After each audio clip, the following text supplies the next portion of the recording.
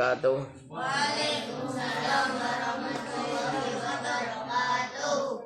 Ridhoillahi ta'ala wa li syafa'ati Rasulillah sallallahu alaihi wasallam wa ala alihi wa dzurriyyatihi wa ahli baitihi khususan ila mu'allif yadal kitab wa syabiyatil wilayah sallallahu lana wa lahumul fatihah. A'udzu billahi minasyaitonir rajim. Bismillahirrahmanirrahim.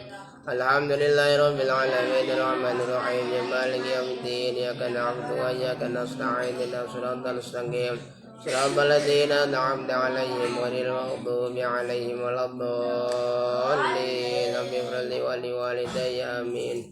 Qala mu'allif rahimahullah wa nafa'ana fid darin amin ya rabbal alamin. Rabbi ishrah li sadri wa yassir li amri wa hlul 'uqdatam min lisani yafqahu qawli arhamar rahimin. Bismillahirrahmanirrahim. Faslon tawi ikilah utawi iki kono fasal suci. Ai hadza faslon utawi iki kono fasal suci. An-niyat utawi kang aran niat iku salah sudarajatin 3 derajat. Niat itu ada 3 derajat, ada 3 tingkatan. Ya. Ini apa yang dinamakan niat? Niat adalah qasdu syai' muqtarinan bi fi'li, menyengaja sesuatu bersamaan dengan perbuatan, namanya adalah niat. Jika tidak bersamaan dengan perbuatannya maka bukan dinamakan niat tetapi dinamakan azam atau keinginan. Jadi niat itu harus bersamaan dengan perbuatannya. An-niyatu tekang aran niat iku salah sudarajatin 3 derajat. Ingkana lamun ana apa as-shalatu salat, ingkana lamun ana apa as-shalatu salat iku fardhon fardu, wajaba mongko wajib. Ingkana lamun ana apa as-shalatu salat iku fardhon fardu, khobar kana. Kana dene khobar. Ya khobar kana diwaca nasab. Alamat nasab nganggone fathah. As-shalatu menjadi fa'ilnya atau isimnya kana dibaca rafa. Alamat rafa nganggone dhom karena isim mufrad. Wajib monggo wajib dijawab ingkanat. Ya, wajib monggo wajib apa qasdul fi'li nejo agawi. Wa ta'yinulan nyataake atau menentukan. Wa ta'yinulan nyataake atau menentukan. Wal fardiyati lan najo salat bangsa fardu. Wal fardiyati lan najo salat bangsa fardu. Sing pertama, ini perhatikan. Yang pertama, jika sholatnya adalah sholat fardu, maka niatnya yang pertama adalah 1 wajib menyengaja perbuatannya dengan mengucapkan lafadz usolli.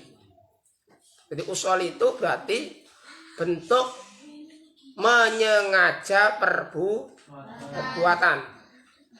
Maka ketika sholat fardu itu wajib ada qasdul fi'li, yaitu menyengaja perbuatan dengan mengucapkan lafadz usolli.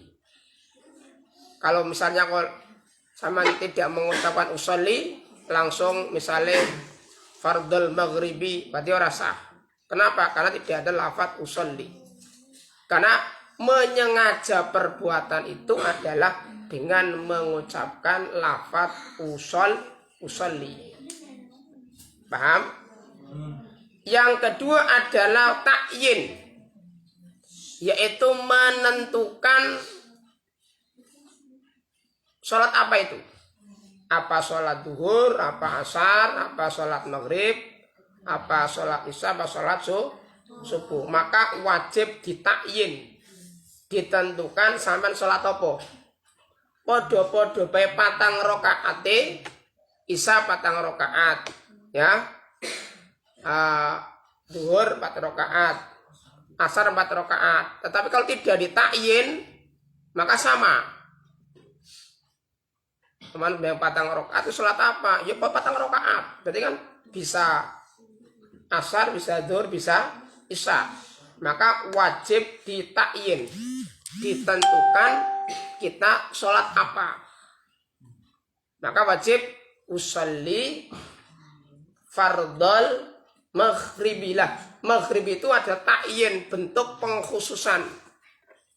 Pengkhususan sholat yang sedang kita lakukan. Itu sholat yang sedang kita lakukan atau laksanakan. Ini takyin.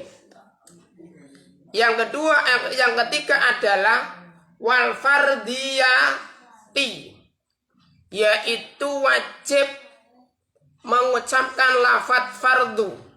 Berarti usolli fardal maghribi lillahi ta'ala. Wisa. Kenapa? Karena sudah ada 3. Sudah menyengaja perbuatan dengan mengucapkan lafadz usolli. Yang kedua adalah takyin, menentukan dengan mengucapkan lafadz al-maghrib atau al-isya atau al-zuhra, al-subha, al-asra. Dan yang ketiga adalah sudah mengucapkan lafadz fardu.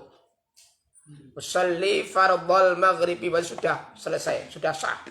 Dari zaman sholat maghrib, usolli fardhal maghribi lillahi ta'ala. Allahu akbar. Lamono orang ngucapake salasa rakaatin ora masalah. Kenapa? Karena sholat maghrib mesti 3 rakaat. Orang mungkin sholat maghrib sampai 4 rakaat. Maka menentukan mengucapkan 3 rakaat tidak wajib. Sing wajib adalah 1, apa?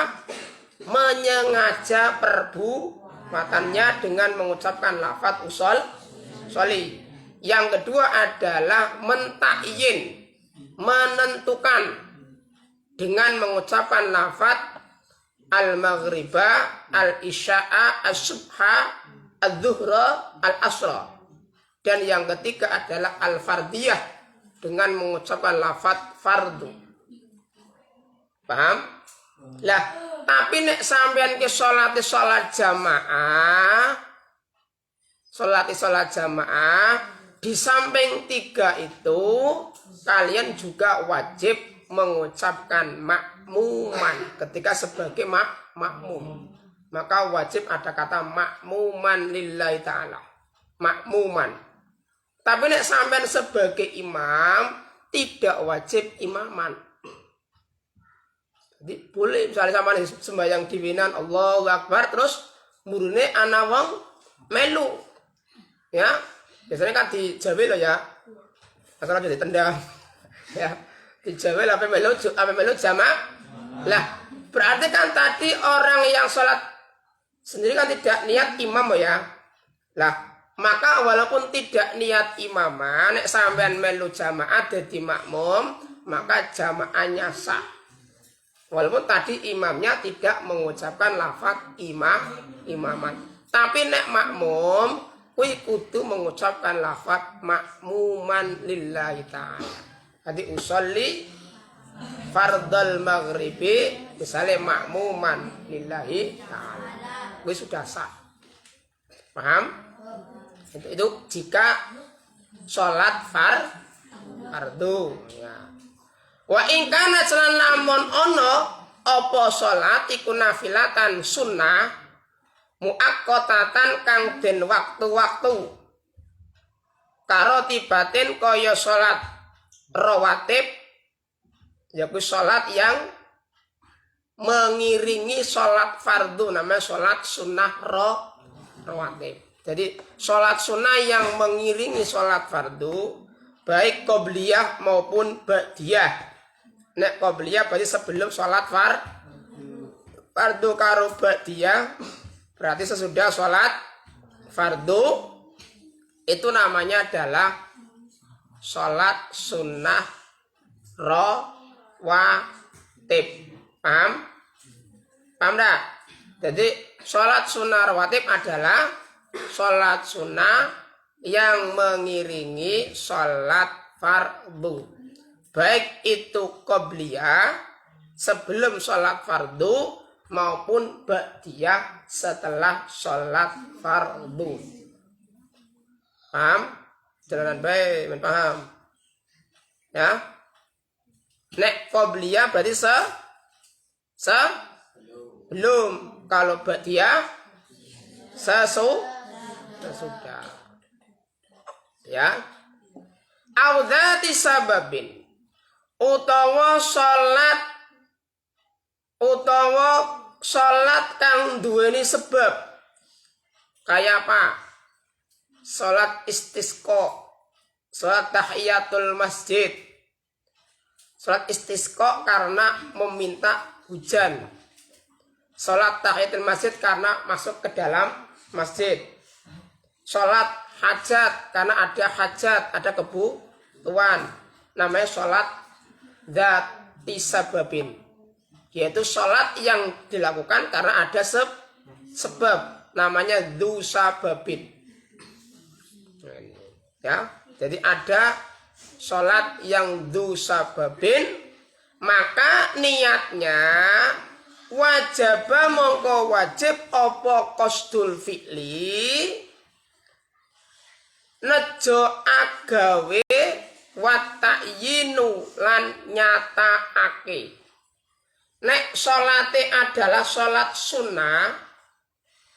sunnah yang ditentukan waktunya, seperti salat sunnah rawatib dan salat sunnah yang mempunyai sebab, maka niatnya satu wajib menyengaja perbuatannya dengan mengucapkan lafaz usolli. Yang kedua adalah ta'yin, wajib menentukan. Misalnya usolli qabliyatal maghribi misalnya. Usolli qabliyatal usolli ba'diyatal maghribi lillahi ta'ala. Allahu akbar. Namun orang sunnah orang masalah. Usolli ba'diyatal maghribi rakaataini arsa. Tidak apa-apa. Usolli ba'diyatal maghribi lillahi ta'ala. Kenapa? Karena yang wajib ada dua. Satu, menyengaja perbuatan dengan mengucapkan lafaz usolli.